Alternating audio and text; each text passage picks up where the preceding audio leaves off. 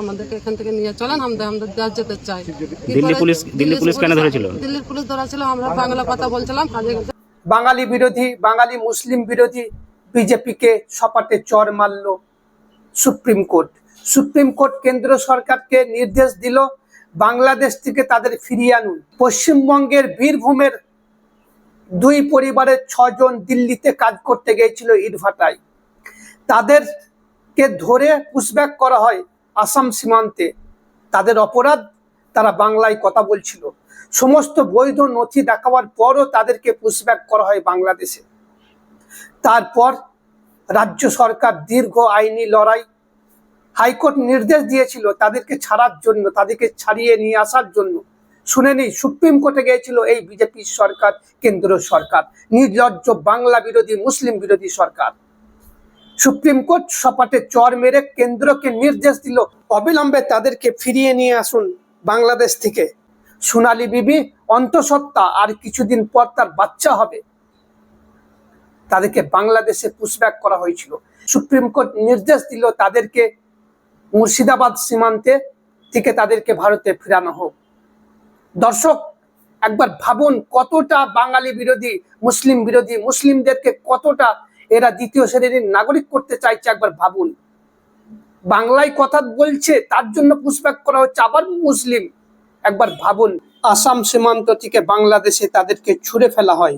অন্তঃসত্ত্বা সোনালী বিবির ছেলে কিছুদিন পরে জন্ম নেওয়ার পরে জানবে যে আমার মা ভারতীয় হওয়ার পরও এই অমিত শাহর মতো দাম্ভিক বাঙালি মুসলিম বিদ্বেষী মানুষ, যিনি ক্ষমতার জোরে ভারতের নাগরিকদেরকেও বাংলাদেশি বলে দেগে দিয়ে তাকে পুশব্যাক করেছে, তার ছেলেও অমিত শাহকে ঘৃণা করবে, তিনি পদে থাক বা না থাক।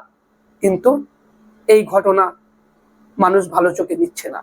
আমি রাজ্য সরকারের এই প্রচেষ্টাকে ধন্যবাদ দেব, খাস করে রাজ্যসভার সদস্য সামিরুল ইসলামকেও অসংখ্য ধন্যবাদ দেব এই কেসটা সমস্ত দেখার জন্য। চলুন তারা বাংলাদেশ থেকে ভারতে এসে কি বলছেন একবার আপনারা নিজেরাই শুনুন তাদের দুঃখ ভরা বেদনার কথা। আজকে আমাদের জামিন হয়েছে মমতা ব্যানার্জি আর অভিষেক ব্যানার্জির লেগে।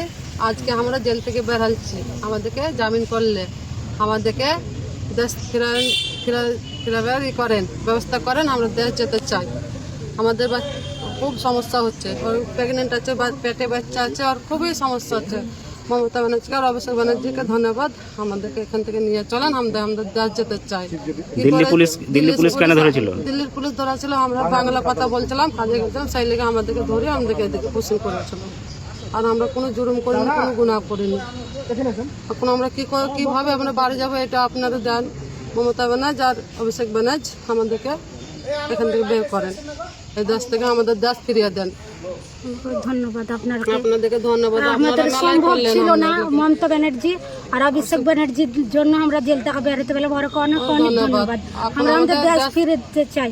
আমাদের পেটে বাচ্চা আছে, সমস্যা আছে, আমাদের পেটের বাচ্চার জন্য আমাদের দেশে আপনার দিদি মমতা ব্যানার্জি দিদি আপনার কাছে আমি অনুরোধ করছি আমাদের দেশ ফিরে দেন। আমরা সমস্যা হচ্ছে, বাচ্চারাও জেলখানায় মেলে সমস্যা হচ্ছিল, তো আপনাদের লেগে আমাদের সম্ভব হলো। আপনারা যদি সাহায্য না করতেন তো আমরা বের হতে পারতাম না। তো মমতা ব্যানার্জি আর অভিষেক ব্যানার্জি আপনাকে অনেক অনেক অনেক ধন্যবাদ আমরা বের করার জন্য। তোমার নাম? আমরা আমাদের দেশ ফিরে যেতে। তোমার নাম? আমার নাম সোনালী খাতুন। আমার নাম সিউটি। তোমরা কজন ছিলে? 6 জন বাচ্চা নিয়ে 6 জন।